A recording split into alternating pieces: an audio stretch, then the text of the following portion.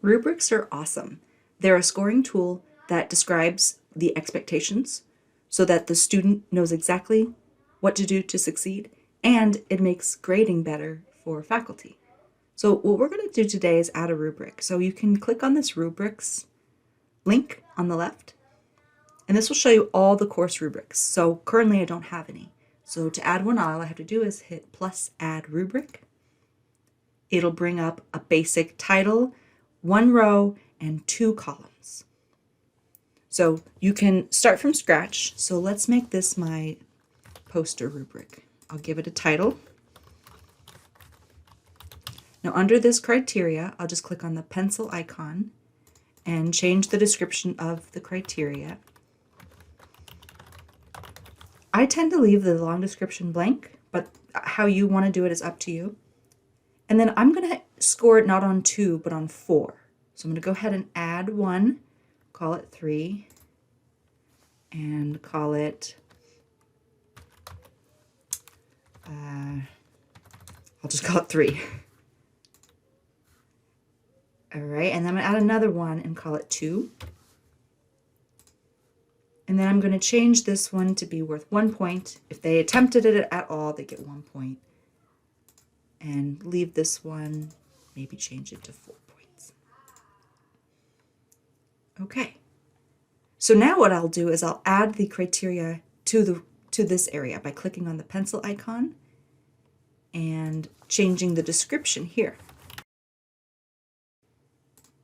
All right, so I'm going to do that for the rest of the columns and then come right back.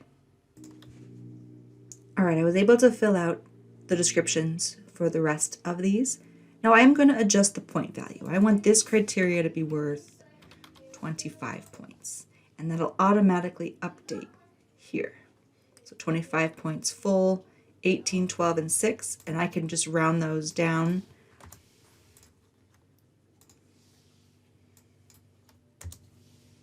You know, and if I wanted to make it 13, I could do that. Make it 11, I could do that.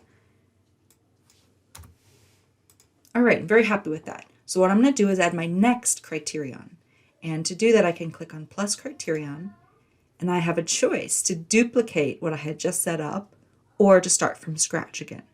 And since I have it set up just the way I like it, I'm going to just duplicate what I just created, and I'm going to call this one graphics. And now I'm going to go in and click the pencil icon on each one of these and adjust. Here's what that would look like. I'm going to go ahead and continue with the rest of these. Here they are with the descriptions edited, and I'm going to go ahead and create a couple more criterions. So I went ahead and added these criterias for labels, attractiveness, and grammar. And now I've got a rubric totaling 125 points. So what I want to do is reduce the amount of points that this criteria grammar can earn. So I'll change that to 10.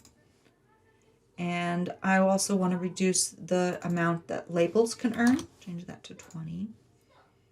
And then reduce this to 20 as well. So it totals 100 points. That way you can weight the more important items as required elements, graphics, and the less important ones, grammar, labels, attractiveness. Another thing I notice is that I have this set up as full marks, 3, 2, no marks, and that's no longer accurate. So what I need to do is click on edit for each of these and change these. So I will go do that, and while I'm doing that, I'll also finesse these point systems so that they're round, even numbers. All right, here I have changed all of the criteria descriptions to 1, 2, 3, and 4, and made all the numbers in between even numbers. Now this is just one way of doing it. I'm not saying this is the best way of doing it. There's one more choice that you have at this level, which is whether or not to make this a range. So you as the instructor would go in to determine whether this was a 25 or a 17, or a 24 or a 23. So a lot of instructors like to grade on a range. I'm going to keep that off so that when I grade it, and if they're in this category, they get 17 points. That's it, not 16 points, not 15.5, 17 points. totally up to you whether you want to put these on a range or not.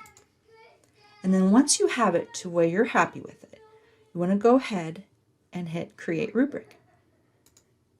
And that will save it as one of the rubrics that will come up under Rubrics. So let's go ahead and add this to an assignment. I'm going to go to my assignments, find my assignment for scientific poster, and don't even need to click Edit. If you just scroll down a little bit, you'll see this plus rubric button. Go ahead and click it. And here you can create one. We don't need to, we've already created it. Go ahead and click Find a Rubric in the top right. And then let's see if I can find it. There it is. So this will have all of your courses. And I should have just picked this one because that's the course I'm working on. And there's the rubric. So you can click on it, you can preview it. And then when you click on Use this rubric, it will add the rubric down here. And there's one more step, which is to go into the pencil icon for Edit the Rubric. And then scroll down to these settings down here, these little checkbox settings. And the one you'll want to click is Use this rubric for assignment grading. And then that's what I recommend. If you were to write free-form comments, it takes away everything, which is fine. It's more of a holistic rubric. There we go. I'm very happy with that. Make sure it's used for assignment grading and then hit Update Rubric. And now when we go into Student View, the student will see the assignment instructions, and then they'll also have this area over here to view the rubric. So as they're preparing their poster, they can go off of this rubric to try to get the full 100 points.